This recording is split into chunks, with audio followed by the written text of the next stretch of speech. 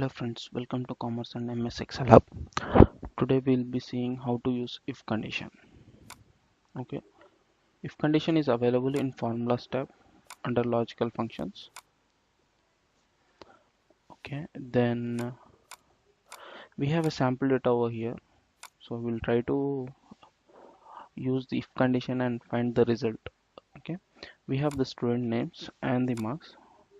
We need to identify whether the student is pass or fail. Okay, the criteria over here is if a student gets greater than or equal to 35 is pass or else fail. Done. Now we'll write the if formula. If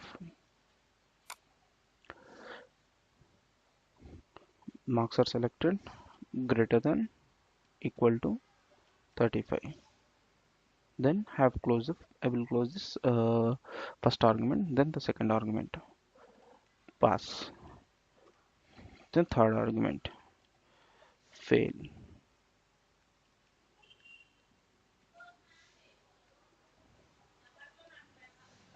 Done. So in this way we need to write this if formula. Now we'll look, if you look at the syntax, first we need to give the logical test. So this is the logical test. Once if the test is true, then this value need to be updated. If the test value is false, this value to be updated. Now I will hit enter. Yes, so we got the result for first student.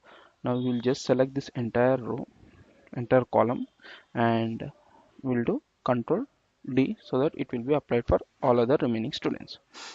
Okay friends, so this is the if formula. So if you have any doubts, you can please post in comment section. And there are more complex formulas in if condition, like nested if and other logical operators are used for test for doing logical test in if formula. So we'll be seeing more on this one in coming videos. So thanks for watching. Please share and subscribe to my channel.